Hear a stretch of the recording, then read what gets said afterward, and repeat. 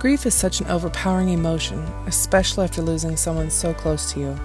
It can take months, years, even decades to get back to normal, if that's even possible after experiencing a significant loss. This podcast was created to help you move through and release the emotions, allowing you to heal the hurt and begin living again. Listen in as I chat with medical professionals, grief workers, and people who have first-hand experience in losing a loved one, what their experience has been, and what they did to help heal themselves and those around them. Life isn't always sunshine and rainbows, but I believe there is always a silver lining if you're willing to look. Welcome to the Release Podcast.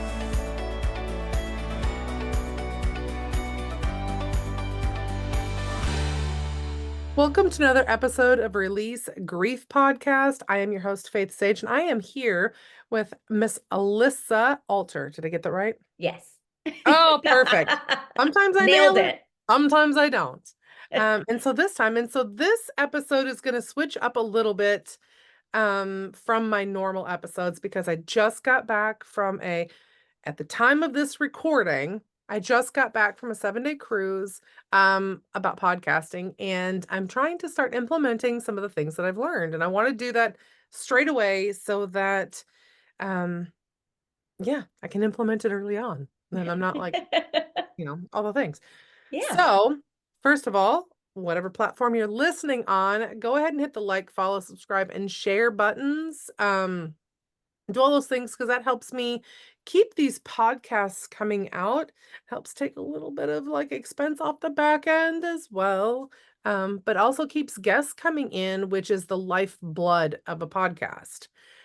So with all that being said, welcome, Alissa. Thank you for being on the podcast. Thank you so much for having me.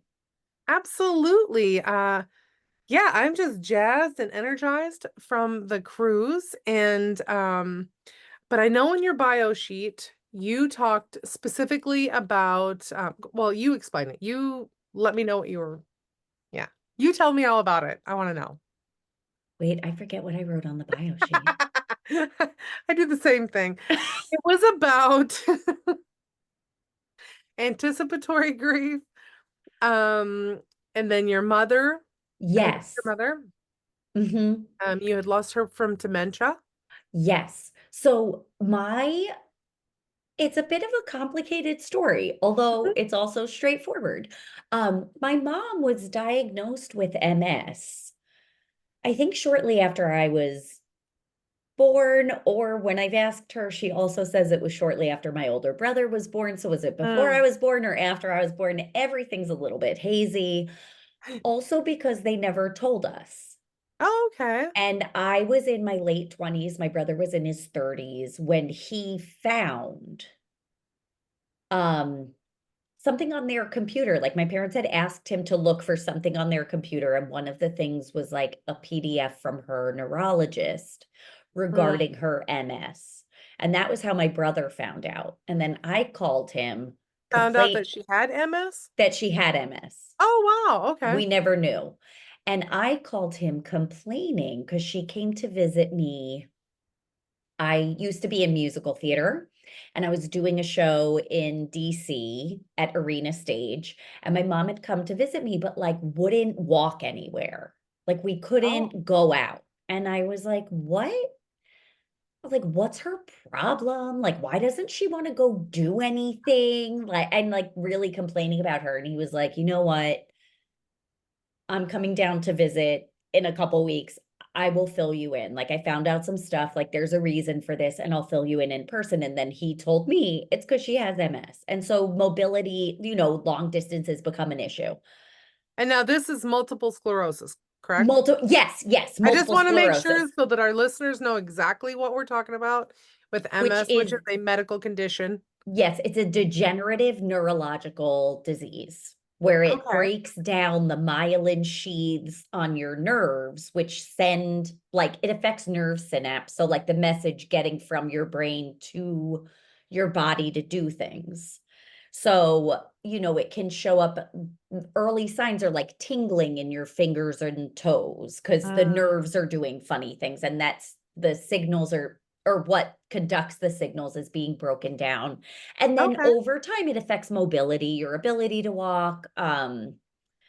and then eventually it affects the function, the way organs function and the Right. way, right, your brain works. It's a neurological disease. So um I guess it was starting to affect in ways like her endurance. Like she still moves independently. She doesn't have a Mhm. wheelchair. She should use a walker, but she doesn't remember to.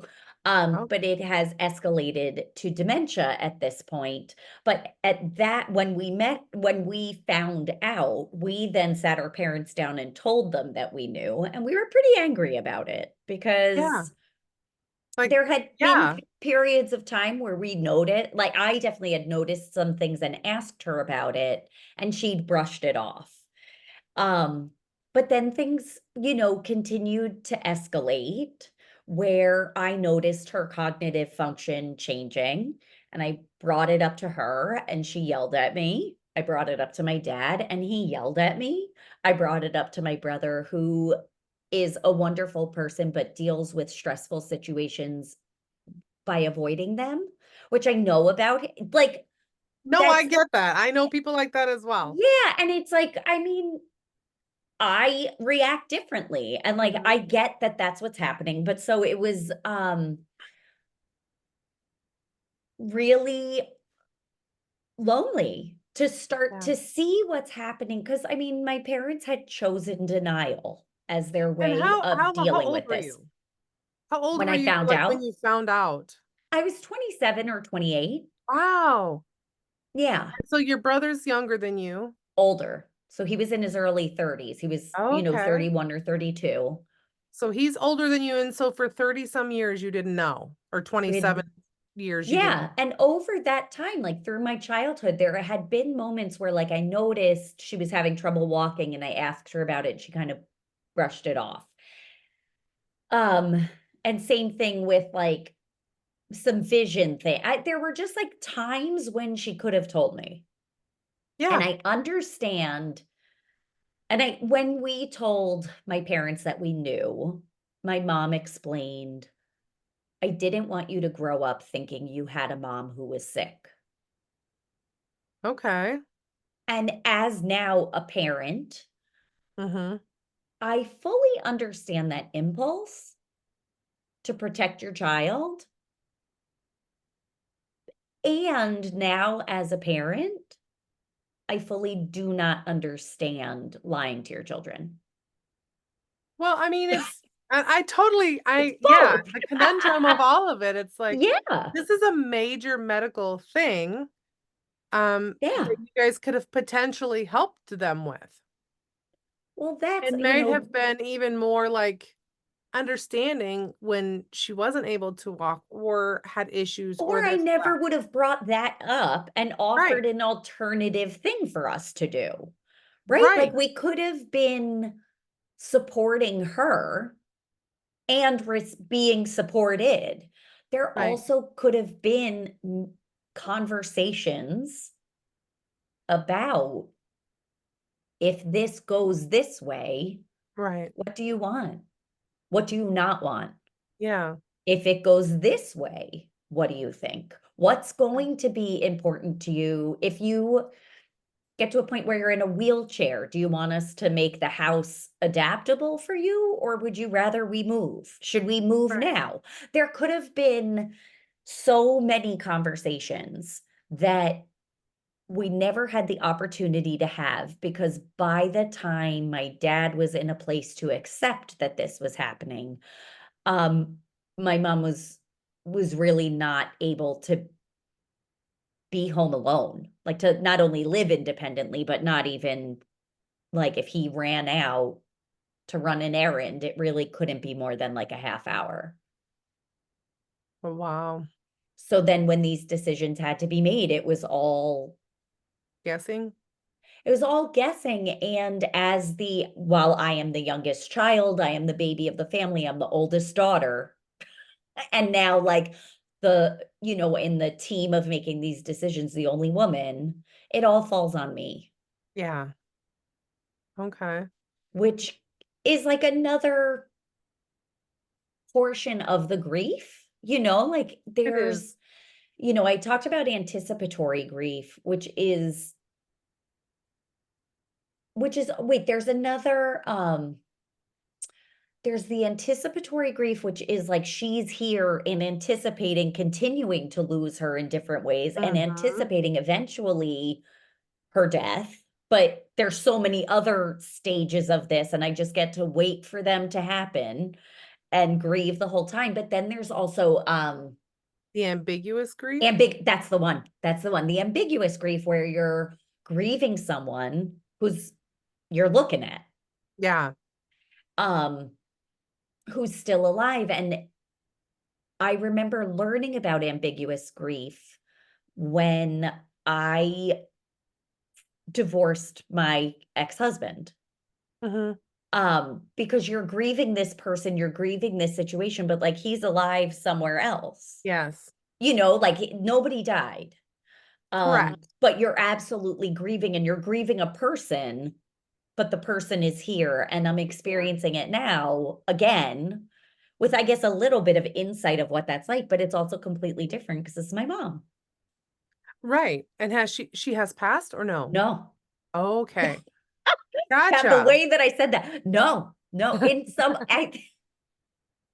No, but like I understand what you're meaning because you're like, at some point she will. I mean, we all yeah. will at some point. That's exactly, we all will. And she has a neurological disease. So is it Talking to her is not really an option at this point because she doesn't remember a lot of stuff because she has dementia, right? correct? And she's not And able to correctly, and your dad and your mom didn't have these conversations ahead of time either. no, Oh man. because their reaction to this, to deal with it, was denial. Which did, listen, like all of these, we developed these coping mechanisms Hmm. to protect us, and they serve a purpose. And we go with the one that works for us, and that it did give my parents many years of pretending this wasn't an issue and doing all sorts of stuff and having a great life, but also like Yeah. it was, from my perspective, the wrong choice. But I also am the child in this situation, you know what I mean? Like Yes. I also understand why they, as the people that they are in the circumstances they were in, that they made that choice. But it doesn't change It doesn't the stop the facts. sting of you feeling it. And it doesn't stop the progression of any of it, of her disease and of life and all of this. And what it really left with was when it was time, really, for my mom to move into a facility, because she needs round the clock care and Hmm. appropriate care, skilled professional Right. care, and living in an 24-hour care. environment that is structured for people with dementia of a variety of types, to set them up for the most success and happiness and you know just success as possible. It it again, it would have been lovely to be able to make the choice we knew she wanted. And Right. instead it was, well, I think she would hate this. I think she's hate all of this, but I think this one she would hate the least. Less. Yeah.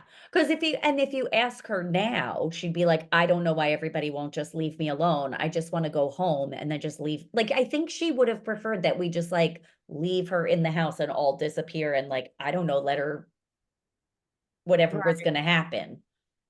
But also you can't ask someone with advancing dementia who's like in it, What they what want do now. you want? Because I mean, I respect what her wishes are. Like those Hmm. are her true feelings in this moment, but we're in sort of an alternate state where like she doesn't get to have the majority vote. Right. Where we're Yeah. like, well, we're going to opt for safety That for all is so parties. hard. So It's hard. it is horrible. Because I've thought about like, okay, what would I do if when I get to that age, because I'm expecting to get to an ripe old age. If we're And who lucky, right? knows? I might get dementia. I don't know. And if I do, I want to make sure that, okay, if they put me in a home, or I don't obviously don't want to be a burden upon my children. Right. but I also want to stay at home as long as possible, And that's what you and that, say. And like if it's heading towards this, let me downsize so that we can have someone stay with me, or I don't want to downsize. I want to stay in this home, bring Mhm. people in, even if I fight you, this is what I want. Right. Um, yeah, and to express that, because by making those decisions, It you almost then, feels like they were being selfish with their withholding it from you children. well, yeah, because you know what? They never had to fucking deal with it. I did. Right. And your brother's So not mission helping you? accomplished, but also like, thanks? Like, what? Why did you do this to me? Like, you chose this. You just like dumped your stuff Right. on me. And Yeah. that's the part why I will make all of my stuff extraordinarily explicit, because I never want to do that to my kids. I don't want to Yeah. add this burden on them and then leave them being like, did I make the right decision? Like this, they don't have a choice. They will execute what was decided, and they can go to sleep at night being like, even if they want something different, they can be like, I like fulfilled my mom's wishes. Like this isn't Right. what I want, but this is what she wanted. And And she even if made they this decision on purpose. and even if they don't fulfill your wishes, at least they knew what they were. I mean, Yeah, no, and then if there's listen, if I write that document now, my children are 5 and 1.5, yeah, right? yeah, But then these decisions are being executed when my children are hopefully 30 and late 34 in and a half, life. right? Yeah. There might be different information, but they knew what my wish was, and they can then Correct. use that as that it's not all on them, because it being all on me has been horrible. Yeah, yeah, I can imagine that. So when our daughter passed, obviously she was 19, didn't have any of this planned out. We'd never had this Yeah. conversation with her because you don't Why would expect, you? right, you don't expect anyone of that age to be passing away. And so luckily for us, she had moved out in with one of her girlfriends and they were just starting life and had moved like an hour and a half away, 2 hours away. And they had this conversation a week or so before she passed. Excuse me. Of what she wanted. And so we went by what this friend had told her because this was the most Yeah. recent conversation. And it was she wanted to be cremated and she wanted this and and we honored all of those wishes to the best of our ability. And, but she didn't have a lot of time to plan this, and not that we're ever guaranteed time. Yeah. We're never guaranteed time. Mm-mm. Um, and so it was interesting that she had the conversation prior to Yeah. that, and we were able to rely upon her friend to give us Yeah. the information. Um, Did that feel like a gift? it did. It felt like, okay, Right? this is it. Because of course she's my stepdaughter and we have a blended family. Mm-hmm. And so when we went to plan the funeral, um, all of us, all parties involved, we went to the funeral home. Um, Yeah. and we all knew what the wishes were, what her friend had said. And so we went in and we're like, okay, we want this, we want this, we want this, we want this. This is it. Boom, done. Make it happen. Well, I just got chills because like what a gift from every perspective. Because also as a blended family, there are Mhm. multiple, this could have that, Viewpoints, yes. right? In these moments of stress, it's also like everybody could lash out, It or would have been a everything's so heightened, and it could have led to so much contention that really is just everyone's sadness and grief, right. clashing. And like this, it's like everyone could come together to fulfill these wishes. And then if there was something else, it's like, she wanted this. It would be very important to me if we also had, and then everyone Yeah. could hear each other around, like you could come together rather And than we be did. divided, which is so, I mean, I wish you never had to have the experience at Correct. all. But if you're Yeah. going to, how beautiful then is that? Yes. which has led me to like, okay, that was amazing. Because then we had, then a few years later, we lost a 4-year-old granddaughter. So of course, we didn't have a discussion on death with a 4-year-old. No, Um, no. and we Oh had my no God. idea. Obviously, we had no idea what she would want. We had no idea what to do. So we mimicked a lot of what we had done with our daughter. Well, our son did. He mimicked a lot of what happened with his sister, Mm, with his daughter. And I am a big proponent of like, we should all plan our own funeral. Like, if we plan yeah, our own funeral, whether our loved ones that we leave behind honor those wishes or not, doesn't matter because at that point it's not for us, it's for them. yeah. But then they're able to have that layer of like what you're going through, have that layer removed and be like, okay, I don't have to think in these most That's the critical part, moments of that's my the, grief. I don't yeah. have to think about what they would want. I can just sit in my grief and I can cry through it. Whatever it is that it's going to take me through, I can journal through it. I can, because everything is laid out. It's laid Yeah. out. I think it's one of the most loving things you can do. But but to your point, I mean, I'm also speaking about this from the perspective of like my personal connection to it is someone who had a diagnosis for 4 decades Yeah. and did it and opted out. Hmm. And that's like a very different scenario than It especially is. when you're talking about losing someone who's so young, like a child. And I know Mhm. 19 is technically an adult, but That's still young, but I'm it's going a to run kid. through. So like coming back, like I mentioned before, we had went on a cruise. Yeah. And my goal, and I told my mother, because my mother's lived with us, my husband and I, since my father passed in 2005. And so I told my husband and my mom, I said, when we get back, we're going to plan, we're going to take care of everything. Because if something happens to me, you two need to be able to, get into, or if something happens, all three of us, then there's a box that's got my name on it, and it's got your name on it, and it's got your name on it, that's specific for all of our affairs Yeah. to get everything in order. This is the passcodes. This is Yeah. like account numbers. Like this is where this is kept and this is held and Yeah. just Cause all of like the you're things. talking about like being in those moments of such heightened emotions because it's Mm-hmm. not, I mean, it comes from grief, but it's anger, it's sadness. Sometimes there's a relief to it, and then you Right. feel guilt and you're ashamed, like there's so many things happen that handling logistics at that time is not great. Like No. you don't really have the capacity, and if some of that is taken care of when it's possible, I mean, it is such a gift.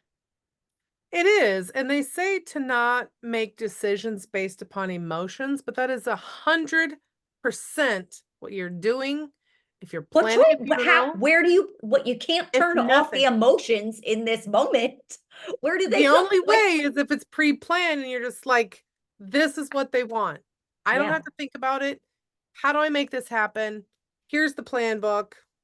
Take it and run, you yeah, know? But otherwise, like I mean, you're 100% at the whim of all the upsells. And I'm sorry to say, but even in the funeral world, yeah. there It's a are business. upsells. It's a It's a, business. yeah, And that's a yeah, business that will never go away, you know? yeah. And the other thing that I think is sort of integral to the ability to do this when in a circumstance that it's possible. With a 4-year-old child, it is not Yeah. possible, right? But Mhm. even then, as the parent, it's who has to make these decisions, right? On behalf. Um,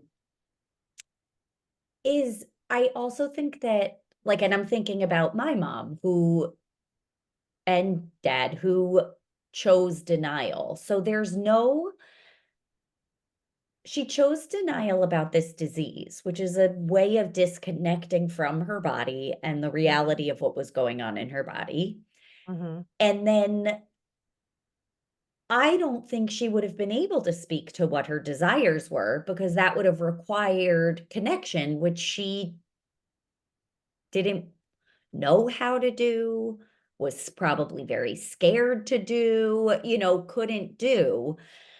And a lot of what I do is teach people how to connect to their bodies, That's good.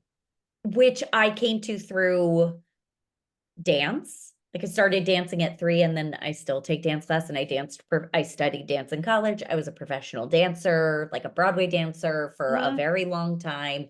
And I'm a Pilates instructor because I didn't want to wait tables. I got my certification. Like, I started Yeah. teaching in college, then actually got certified.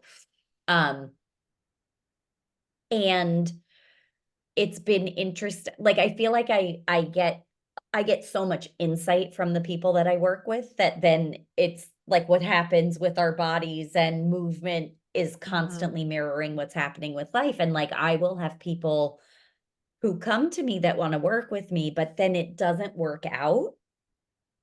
Or Mhm. there's a lot of, and I can see that I'm like, the answer here is to connect with your body to figure this out, what you want, what you're doing, but you're not ready yet, or you're too, you know what I mean? Like, right now, Mhm. something's holding you back. And that's not always the case. Sometimes it really is the schedule, or fine. Like, there are Right. things, but sometimes it's like you've recognized that doing this is, like, you've been disconnected for a reason, and it's protecting you.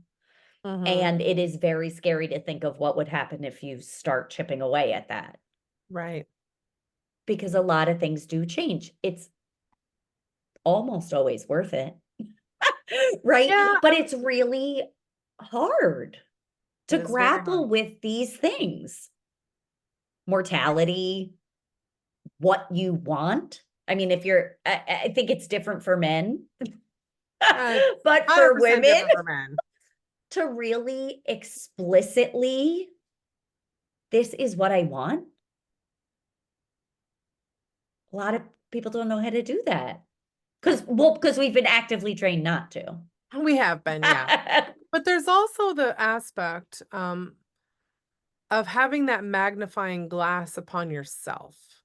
Like, Mm, who am I? Where are my weaknesses? Where are my strengths? Because we're also taught to not have weaknesses. And so, and going mm, back to your mom and dad, like, MS was probably a sign of weakness for her, like her yes, body couldn't do this, or it was going to be progressively worse. And therefore, you don't focus on the weakness, you focus on the positives, you focus on the pros, you a focus on all the hundred things percent. instead of, I have this, now what? Instead, it's like easier, just like it's, if I don't focus on it, it's not going to get any bigger. It's not going to get any worse. I'll just live life. It'll be fine. All the things. Totally. I think you're absolutely right. And it's like, we don't, highlighting a weakness Hmm. leaves you vulnerable. It does. Right. And on every level. And it's like, at the most basic level, like, think about animals. Like, if you are weak, someone will eat you. Yes. And then you're dead. And it's like, our system reacts the same way. It's like, weakness, get it out of here. We got to strengthen the strengths. And that's been a really interesting part. Oh, I'm so happy you said that. It's been a really interesting part of my grieving process, Hmm. has been wrestling with, grappling with, holding these two things that are true, which is like, my mom and my parent, both of them individually and together, their extraordinary resilience and strength, and what they created together in their life, and what they've what they've dealt with and handled and moved through and beyond, and also being so angry and so hurt Mm-hmm. that I was lied to. Because for me, it really feels like not only was I lied to my whole life, you you kept me out. I don't know you. Like Right. you pushed me away. And I fully understand Yeah. why. And I see what the benefit of I see the benefits of that both for you, for me, for our family. And I am so mad at you and I'm sad at you. I'm sad Yeah. for us. And now I don't get to know those parts of you Right. because, well, actually have been times, and it feels like a gift with the dementia. A lot of her, um, like masking and defenses are Hmm. down. So there have been moments where I've been able to have conversations with her that I never would have been able to have before Really? Oh, that's fun. because it was all very protected. And Yeah. she'll say she's a very private person. And I'm like, well, yeah, I mean, you have a lot of secrets, but actually within that is this really like beautifully emotionally intelligent and sensitive person. And Hmm. I've gotten to connect with that person sometimes, but that's always hit or miss. It's also mixed in with someone who's very mad at me and also someone who doesn't know me. Yeah. So it's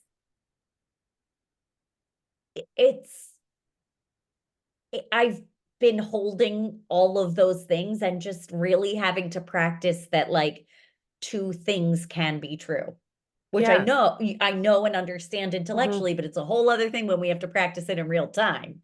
Yes. Similar with young kids where I look at them and I'm like, I love you so much. I can't believe I get to be your mom. I could cry. I am so obsessed with you. And And you do that one more I'm time, gonna I'm gonna beat I'm the gonna living throw tar right myself out of out a you. window. Like, get me out of here. Yes. That is that I mean, I love it that you're the take that you have on it, like holding the two things true. You feel completely lied to, completely blindsided by this Mhm. revelation that your parents had been withholding from you for like 27, 30 years, Yeah. however long it was. And but then also still loving them, still trying to honor them, still trying Yeah. to be the best daughter that you can be in the situation that you're get put in. Yeah. Because you were put in this I situation. put in. Yeah. And because your brother's not stepping up and he's emulating, it sounds like, I could be completely wrong, emulating a lot of what your parents Yeah. did. No, we learned this.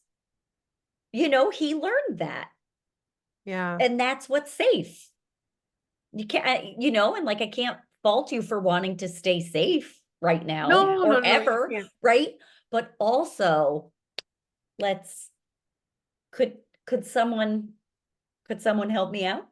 Yeah, exactly. Like, So funny thing, I keep thinking about this as we're talking. So you're the second child, right? yeah. Right? I am the second child as well, and they say the second child is the one that has the gumption that the world will not stop them no matter what. And so I have read that, and now you're confirming on Yeah. another level this here. It's like, okay, this may be true, but I'm going to go guns blazing and I'm going to Hmm. figure out all the things that I need to do. I will reconstruct my whole entire life so that I can proceed ahead and like figure this shit out because god dang it, this is sucky and I refuse to stick my head in the dirt Yeah, and and just this is not taking allow. me down, and this will not steal the other things that I have in my life. And I'm also not putting it down. We're No. going to take care of business. Yeah. Yes, I have read those statistics and they've come to me more and more and more and more.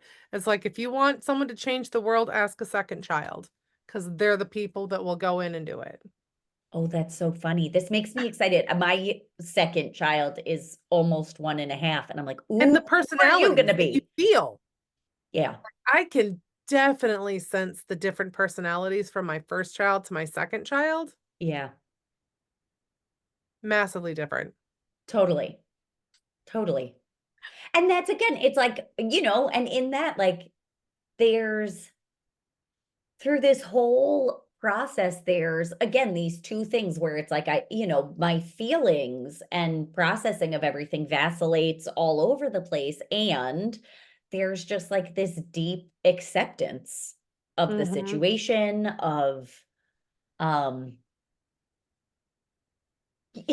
like everyone absolutely has a right and gets to grieve and process in their own ways. Like, I can't tell you how to do that. Like, I Right. can, but also do it like I do it. Right. Why aren't you doing what I'm doing? Right. Right. Right? Like, but also, no, that's not how it's gonna go, no matter No. how annoying I think it is.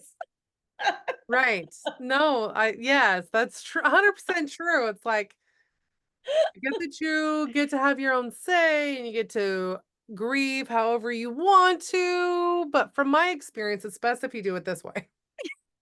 Just do what I tell you. Right. Do what I say, not as I do. Is that what it is? Oh my, Is yeah.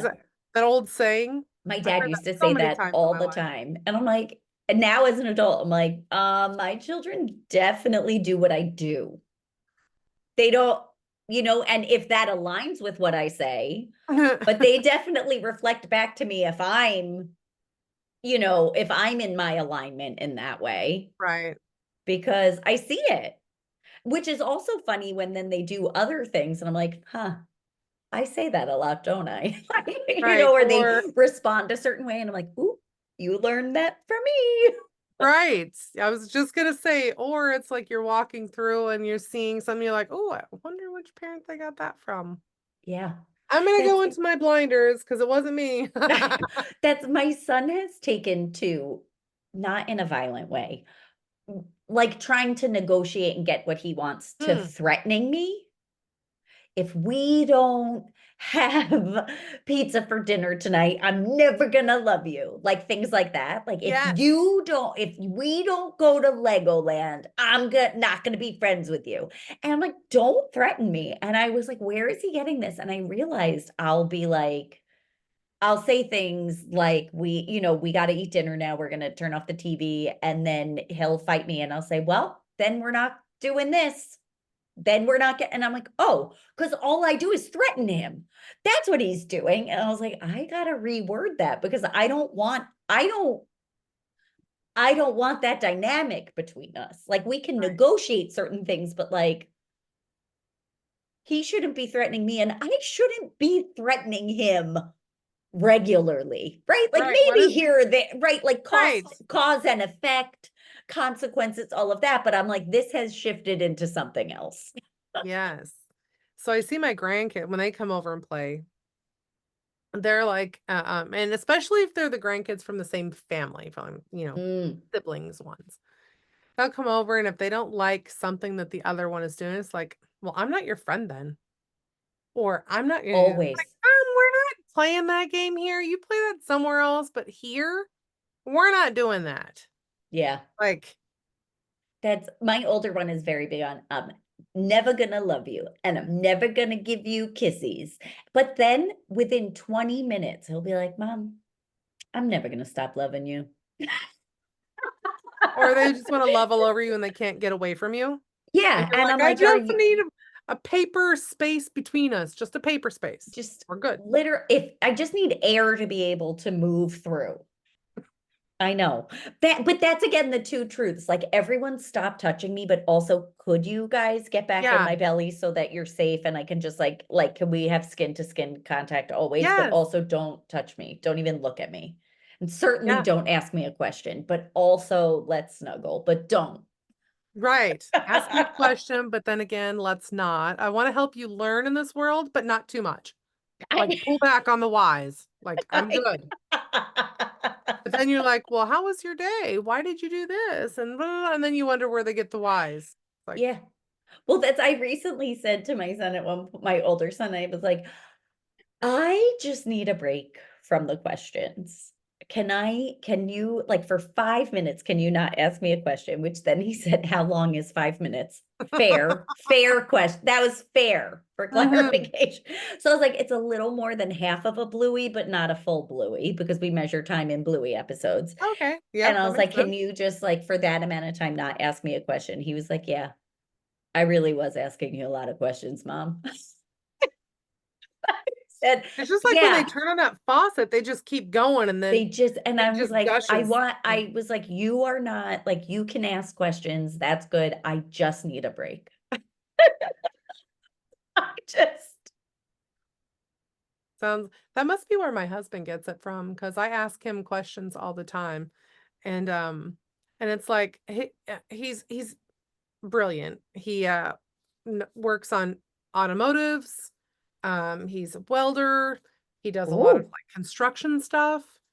amazing. Like fabricating stuff on metal and stuff and whatever else. Like he's just brilliant. He's got that mind for it. And so I'm like newbie popping in and I'm like, "Oh, well, why can't we do it like this? What about that?" Da, da, da, da. He's like, "Can you just do what I asked you to do?" Okay. But what about then he's like, "Stop." Just, I was very clear. I'm like, there is no clear, like, you can be as clear as you think you want to be, and I will still have at least 20 questions Yeah. because that's just my personality. That's how it goes. I'm like, I get where the kids get it from. I get it. I There still it have is. it. Well, you could tell him what I say to my son and say, you just let me know if you need a break from the questions. He would literally have duct tape waiting for me when I walked in. That's so I'm like, I'm funny. not trying to like usurp your authority or anything. I'm just literally genuinely curious as I'm to just trying to what about learn this? What here. about this? What about this? What about this? What about this? And why are we doing it this way? And what about this? And how about this? Wouldn't it make more sense like this? And blah, blah, blah, blah. And he's like, He's like, can you leave now? You know he's what? like, Never this mind. was way too much work to have you help me. Yes, I told, right? That happens. That's funny. Oh my gosh. I have okay, so we were talking about at the beginning how this podcast is going to be different. Mm, So I am actually incorporating now a value vault for the grief podcast here, the Release Grief podcast. And all of my guest speakers get to contribute to it if they choose to. They don't have to, but if they choose to. And I chatted with you ahead of time and you said that yes, you were loving this and wanting to be a part of it. yes, So please tell me about um the freebie that you want to put in the value vault. yes. Thank you so much for including me as part of it. I am honored to share and support your audience. I am sharing a free workout. As I mentioned, I'm a Pilates Mhm. instructor and I process things physically, like to Yes. really move through, right? And like release grief, which we're not going to release it and lose it, but move through it so it doesn't consume us. Um, I I mean, there's lots of science, anywhere you look, like the mind body connection, right? It's a really valuable and effective way to help process and move through things. But I personally find that that is how I have to do it. And I have this free workout that is focused on the pelvic floor because I actually specialize in pelvic health, which, I mean, I could have a whole Holds other a ton of trauma. episode about how the pelvic floor holds grief and trauma and how that relates to our nervous system, and then even the like woo woo energetics of it and the exercise science, anatomy, and physiology of it. Um, and so in this workout, we move and breathe in a way that connects to the pelvic floor and integrates our breath into movement to bring us Mhm. into a more aligned space, both physically, like aligning our bones and our skeletons and our muscles and all the things, but also that energetic, mental, and physical alignment to help us feel more centered when things are, as we say in this house, a little cuckoo bananas. Right when things are maybe feeling overwhelming or consuming, or where you're just kind of like at a dead end and don't know where to go and you're paralyzed, how we can move to get our bearings and get centered again. So I am really honored and excited to share that with you and your audience. And if that sounds exciting to you, or exciting or attractive, or like it could Yes. be the thing that might move the needle, I invite you to check it out and then let me know how it feels, good, bad, or ugly. I'd love to hear your experience. Because again, like we all do this differently, yet we're all in this together, High School Musical, right? Like Yes. there is also like we're doing the same thing, but it is also unique and different. But um honored to help support and offer any insight or guidance that can help. Yeah. So thank you so much for You are so including me and welcome. having me. I think that'll be amazing because we're nothing, all of us, every single one of us are nothing but a bundle of energy, and grief is nothing but energy that needs to move. That's Gotta energy flow. needs to move. Inertia is not gonna help. Yes, It happens, but then we it gotta move does. it. Then we gotta move it. Right. Absolutely. 100%. Thank you Love it. so much for being on here. Thank you for the wonderful freebie gift as well. Thank One of the you. first ones going into the vault. Just Yeah. say. And yes, don't forget to like, subscribe, and share this episode out to all your friends and peeps that need it. And I will see you in the next episode. Bye, everyone. Thank you so much for listening to this special episode of Release. All the links plus a few extras are posted in the show notes below. And if you think someone you know could benefit by listening to this episode, please share it with them. And as always, keep going, keep being, keep doing. You are amazing.